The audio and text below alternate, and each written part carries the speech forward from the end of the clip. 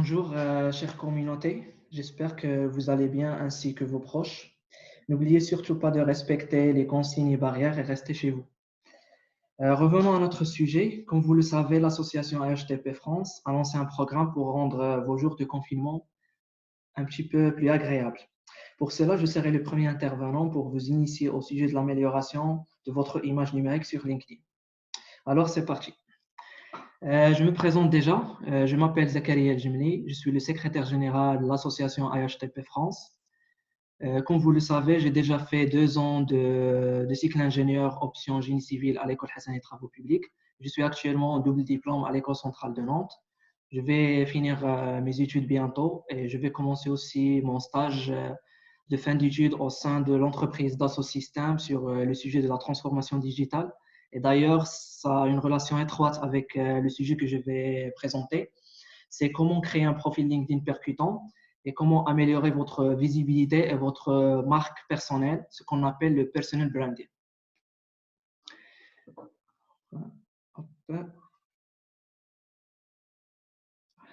La première question que vous posez tous, c'est quoi déjà la réputation numérique ou la marque personnelle, ce qu'on appelle le personal branding.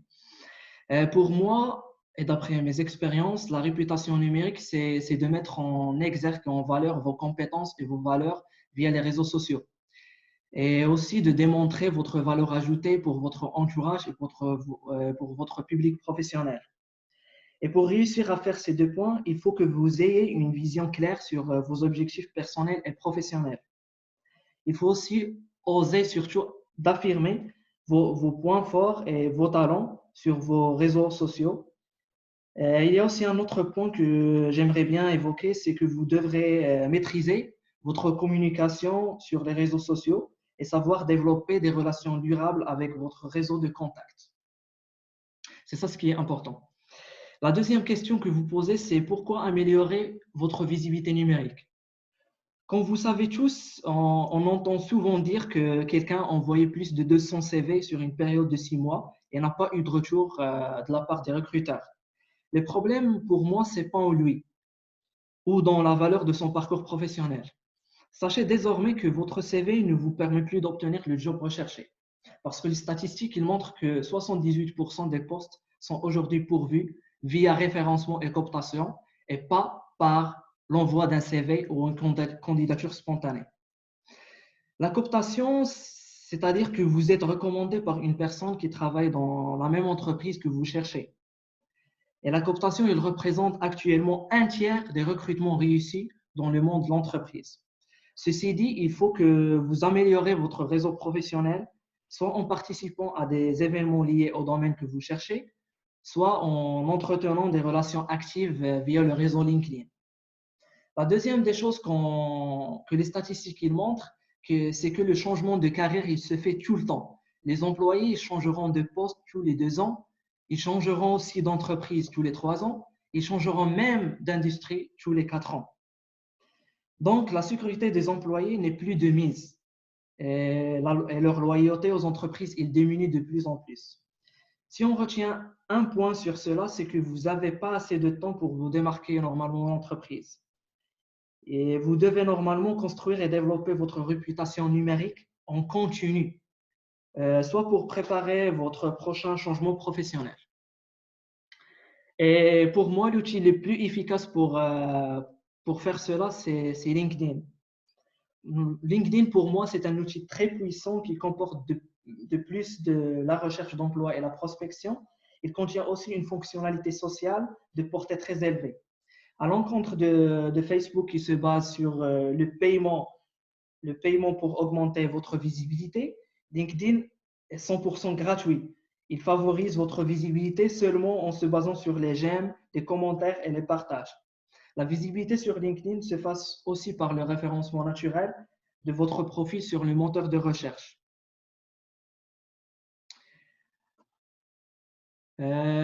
La dernière question que vous posez, c'est comment optimiser votre visibilité sur LinkedIn.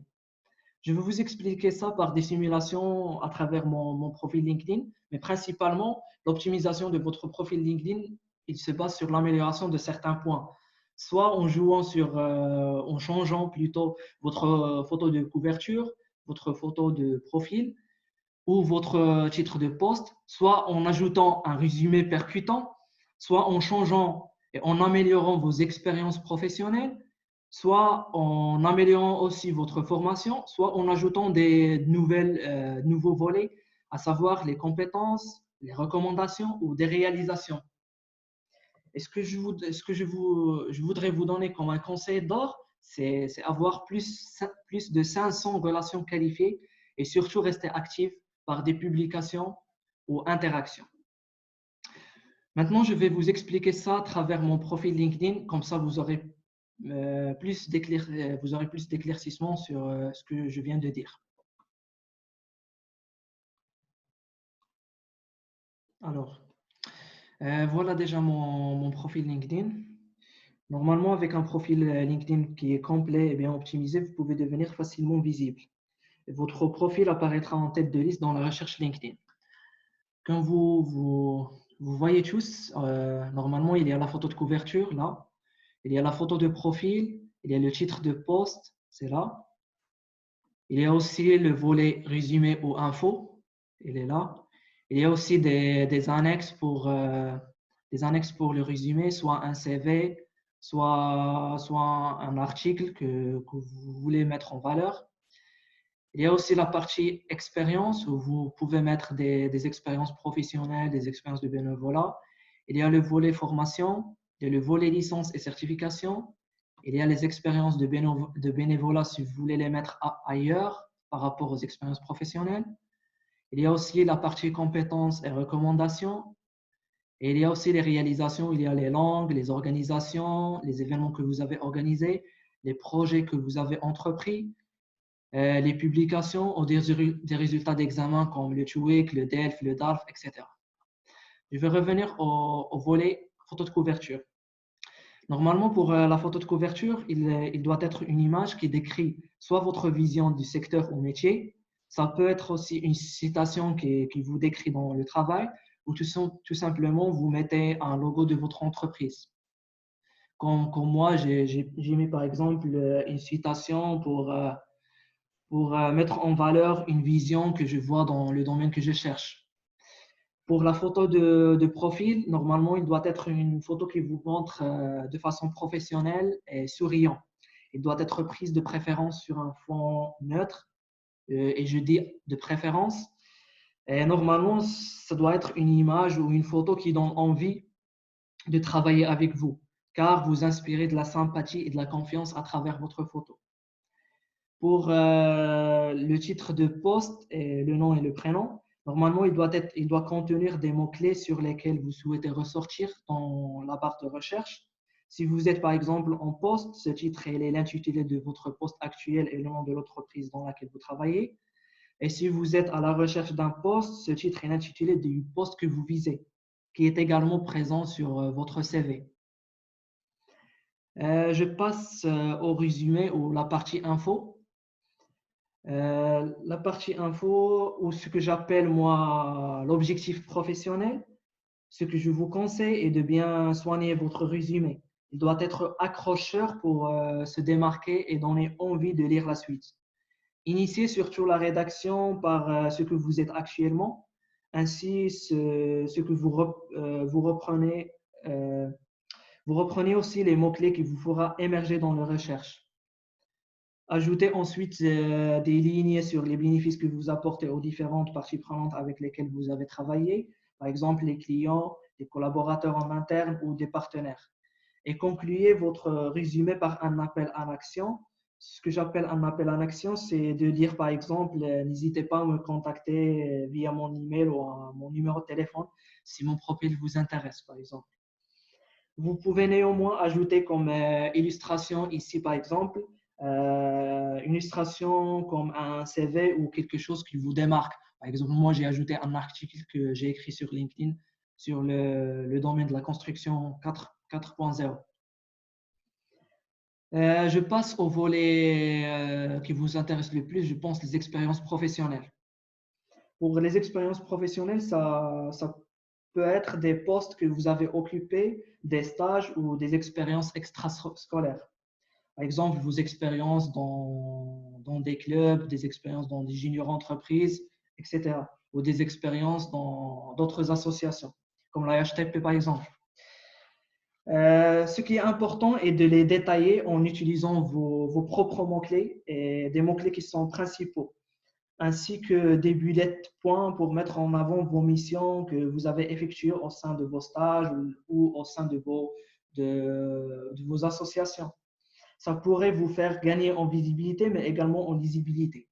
N'oubliez surtout pas d'ajouter des illustrations de projets en les renommant de façon intelligente. Par exemple, moi, j'ai mis un projet étudiant construction bois où j'ai mis des illustrations de charpente et ossature bois. Par exemple, si quelqu'un il tape dans la barre de recherche charpente ou ossature bois, il peut trouver mon profil facilement. Et il y a aussi dans une autre expérience, c'est mon stage en tant qu'assistant ingénieur travaux, où j'ai mis le plus de détails sur le projet sur lequel j'ai travaillé et les principales tâches que j'ai effectuées. Et j'ai mis aussi des illustrations, par exemple le bâtiment sur lequel j'ai travaillé et le nom du projet que j'ai effectué. Comme ça, ils peuvent facilement me trouver sur la barre de recherche, etc. Il y a aussi, il y a aussi des gens qui mettent dans cette partie-là des expériences de bénévolat ou des jobs étudiants. Vous pouvez les ajouter si vous trouvez que ça apporte une plus-value à votre profil. Moi, personnellement, je consacre un autre volet bénévolat à ça. À chacun, finalement, son goût. Et je vous donne seulement les ingrédients et vous y faites votre propre recette. Je passe au volet formation. Normalement, ce volet, je pense qu'il est clair pour vous. S'il y a des questions après, j'y répondrai. Pour le volet certification, oui, c'est un volet qui est important pour moi. Il ne faut surtout pas oublier ce volet-là parce que c'est un volet qui met en exergue en plus votre profil et vous pouvez y ajouter, vous pouvez ajouter ce volet-là à partir de la section ici, à partir de la section ajouter une section au profil.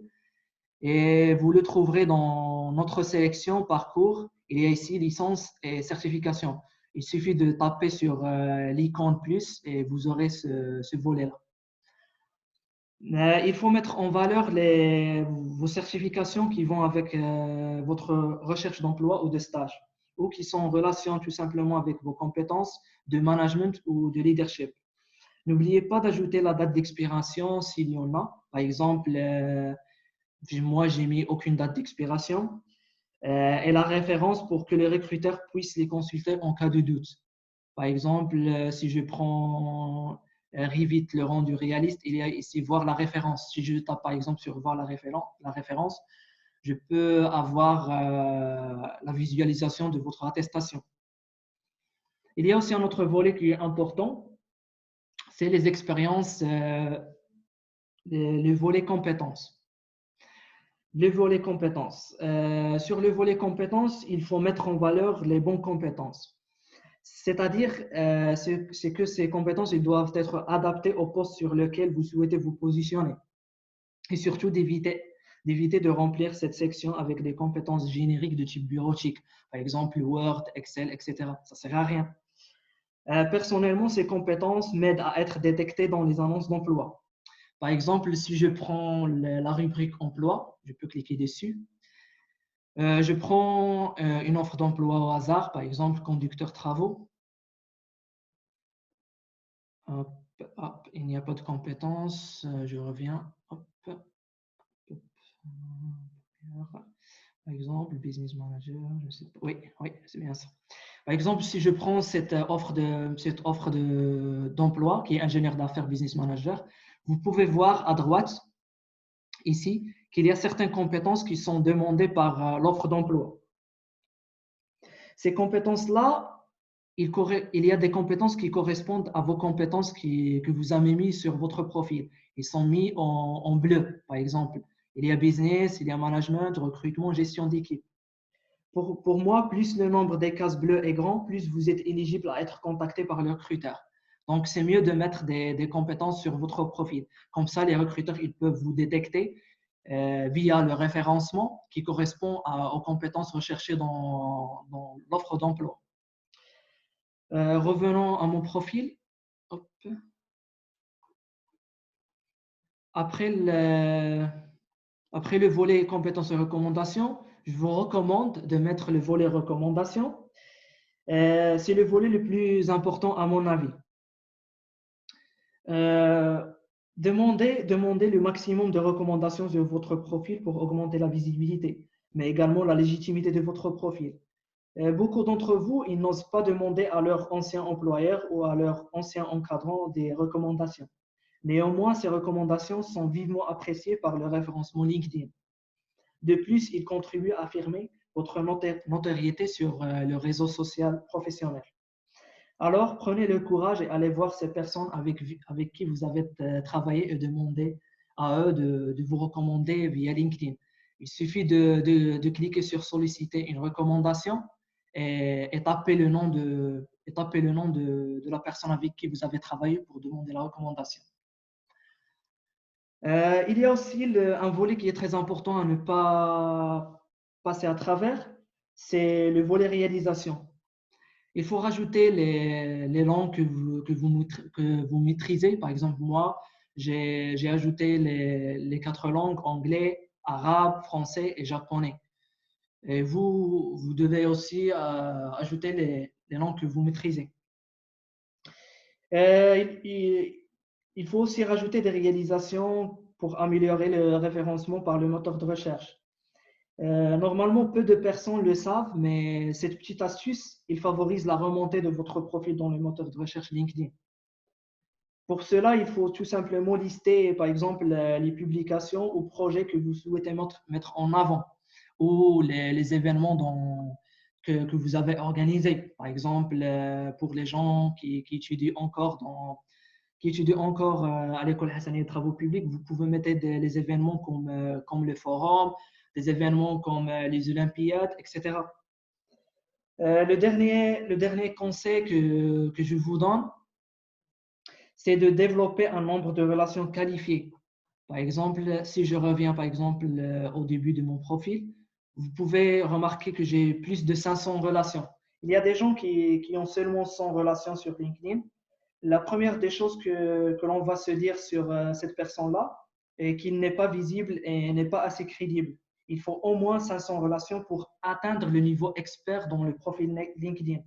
Il faut bien soigner son choix de relations parce que cela a un impact direct sur votre activité qui peut être vue par votre réseau et surtout accessible par les recruteurs.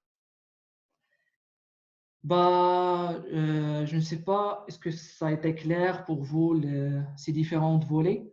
N'hésitez pas à me poser des questions après ou m'envoyer un mail à mon adresse personnelle ou à l'adresse de l'association HTP France, qui est ihtp.france@gmail.com, ou à mon adresse mail que vous pouvez trouver sur mon profil LinkedIn. Alors, on est arrivé à la fin de notre webinaire. Je vous remercie déjà pour le temps que vous avez consacré. Je vous rappelle que je reste toujours à votre disposition pour n'importe quelle question. Et je vous souhaite bonne chance dans la recherche de votre emploi ou de votre stage. Et prenez soin de vous et je vous dis à bientôt.